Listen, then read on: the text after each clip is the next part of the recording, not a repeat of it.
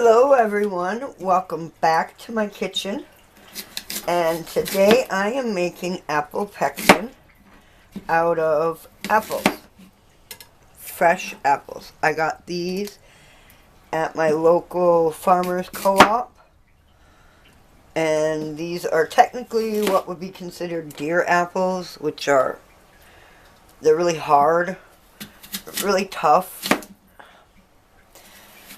Ugh. And that's okay. We're not trying to make apple pies. We're not trying to make apple tarts. We're making apple pectin and apple sauce and apple juice. So I just slice them all up, and I start out by filling this pot half full of water and adding a 1/4 cup of lemon juice. And then in this pot I put all of the stuff I cut off the core. In this I put all of the cores. We're going to be boiling everything, but we don't want to have to pick cores and seeds out of what will be our applesauce and such. So I just cut them and boil them separately. It works easier. Alright, I'm just going to keep slicing these and get these filled up. This is half full with a 1/4 cup. This is half full with a 1/4 cup. And we're just going to cut them up and fill them up. And there's 15 pounds of apples. 15 pounds of apples will get this completely filled up. And the cores will be able to fill this about 3/4 full. And then we'll get lots and lots of fun stuff out of it. We'll be back when all this is done. In here is all the flesh and skin of 15 pounds of apples. And then I filled it up with about 12 quarts of water. And then there's a 1/4 cup of lemon juice in there. It helps the apples from turning brown. Then we're going to put this on the stove and we're going to turn it on medium. And let it start coming up to a nice boil until all of these soften up. If you turn it on high, right at this stage when they're still fresh, it's going to boil over and foam over and make a giant mess. So you want to put it on medium and let it slowly boil until they get softer, and then you can turn it up higher. And then in this one, I have all the cores and all the scrap. And I have 8 quarts of water because it'll boil down to about 6 quarts. And after everything is boiled, we'll strain it all. And then we'll get to work. We'll be back.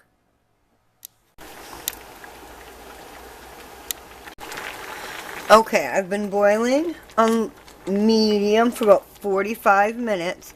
And they're not done. When you push in to stir, if you feel any hard apple whatsoever, it's not done. You should be able to push into it and everything just crumble apart and come apart. So we're going to keep going. It's going to boil for a good hour, hour and a half. So we're going to keep letting it go. We'll be back. There it is. We've been boiling for an hour and a half. And as you can see, they've become like translucent and see-through. And as you stir, they're just soft and squishy and mushy, and they're perfect. So we're going to turn it off and let it sit for an hour. And then they'll all sink to the bottom, and you'll have gorgeous, beautiful, golden apple juice on top. We'll be back. Now that it's boiled and set for an hour, as you can see, all the apples have sunk to the bottom. Now we're going to take this beautiful juice and these beautiful apples, and we're going to strain them and separate them using our jelly bag.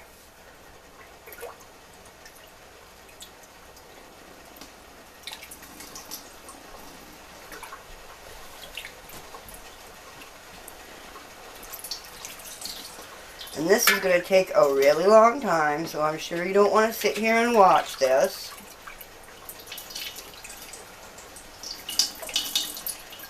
So, I'm going to pause, and I'll be back after I've strained all of this, which will take about another hour.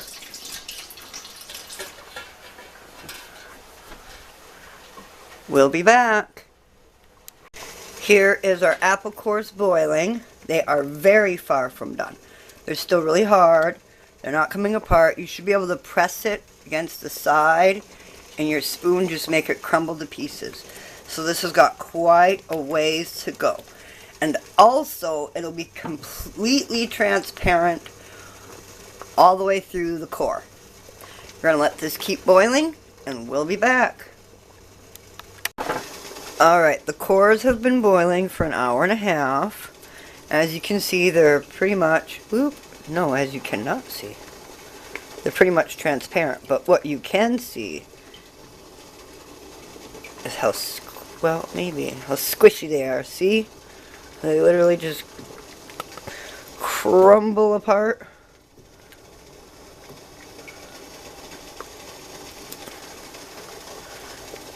There, perfect. Alright, we're going to turn this off and let this cool. And then we'll strain it. We'll be back. In here we have the beautiful golden apple juice from the core. And in here is a beautiful pink hued golden color juice from the rest of the meat and the skins. They have different colors to them because this had skins, this didn't. We're going to mix both of them together into a big pot and let it sit and settle for about an hour because we want all the pectin and all that thick leftover meat. It's a nice thick film. That's what your pectin will be in the bottom of your jars. It'll settle to the bottom of your pan, and that's what we want. So we're going to pour these together, and we'll be back. We have approximately 15 quarts of juice between the two of them. And like I said, we're going to let it settle for about an hour, and then we'll come back and we will scoop most of the juice off of the top, and then make apple juice out of it. And then the little bit that's left at the bottom, about 3 or 4 quarts left at the bottom, we'll put that into a crock pot and cook it down to make sure we have our pectin. We'll be back to show you what to do with the meat from the apples. We're going to take all the meat and all the skins and we're going to put them through our blender, put them into a crock pot with a few spices and some sugar, and make applesauce for our kids. We'll be back. Here is the other bottom third of our apple juice that settled and that we have from all those boiled apples. So we're going to stir it up and make sure that we get all the pectin that has settled at the bottom, and then we're just going to pour it into a big crock pot.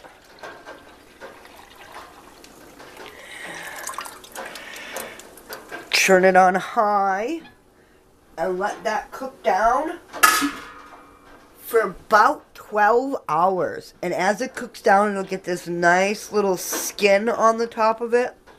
And more than half of it will cook away and evaporate. And it'll be like this really thick gel. And that is your pectin. And I'll show you what to do with it when it gets to that point. We'll be back.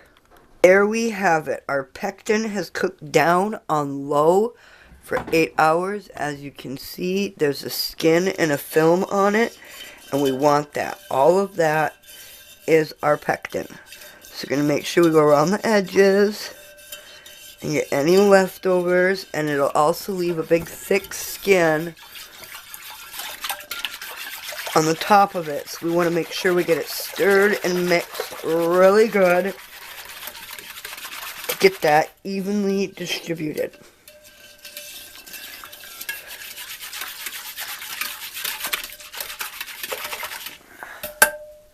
Then we just dish it up into 8-ounce jars. And one 8-ounce jar will work for one batch of jams or jellies. Now, I've sterilized and baked my jars at 250 degrees for 20 minutes. And I'm just going to fill them up. I don't think I have enough jars. I'll have to do more jars. Alright, I'm going to finish filling these up and get more jars. Now that we've got all 9 jars with our lids and rings, we're going to put them in our canner and process these in a water bath canner for 25 minutes. Generally, I would pressure can them, but I'm using my pressure canner. We'll be back. There we have it. Our jars are in the canner and we're going to start processing them. I have a couple other jars of stuff in there that I've got going. So I'm going to actually have to run 2 rounds of the water bath canner. But that's okay. You only have to process the pectin and the water bath canner for 20 minutes. But I over process everything. So generally I process in a pressure canner for 10 minutes. However, my pressure canner is in the middle of being used right now. So we got the water bath canner going. Alright, we're going to let this go. And we're going to process for 25 minutes. Hello everyone. Alright, it is the next day. And we have everything laid out here that we got from our 15 pounds of apples. Let me pull you back a little bit so you can see a little bit more of what we got. Alright, out of our 15 pounds of apples, I got 7 quarts of apple juice. Now, I would have gotten 9, but I can only fit 7 in my canner at a time. So we churned 2 of the apple juices into apple jelly. Look how beautiful that is. Nice and set. Beautiful golden color. Oh, that's going to be wonderful on sandwiches. Then, I had ended up with 9 jars, but unfortunately one of my jars had a crack in it. And I didn't know it till after it went through the canner. That happens. So I would have had 9 jars, but I walked away with 8. 8 jars of pectin, 7 jars of apple juice, 2 jars of apple jelly, and then of course, my family's favorite, all the applesauce. These little ones here make perfect little individual jars for your kids for snack time. And then my big tall ones here, I use for baking. So out of 15 pounds of apples, I got 20 some jars of product. You can do this with any of those 5-pound bags of apples that you buy in the store. But I can tell you, and I can guarantee you, that a lot of times those $4 bags of apples, those apples have been sitting in storage for upwards of a year or 2 before they even start putting them on the shelf to sell. So the apple pectin you're going to get is not going to be as well. It's not going to work as well. The apple juice will not be as thick. And the applesauce just won't taste quite as fresh. Because like I said, a lot of the apples that you buy in those big 5-pound cheap bags are not fresh apples. These were apples that came from a local food co-op, from apple trees that grew right here in the area, and apples that were picked just this fall. So all the product I have here was made out of essentially fresh apples. Thanks for coming along with me on this adventure and learning all the fun different things you can make out of your apples. If you enjoyed this video, please give it a thumbs up and subscribe and share. It really helps us out and helps spread the channel and helps me teach others how to do different things. Thanks for coming along, and remember everyone, Stay positive. Bye. See you next time.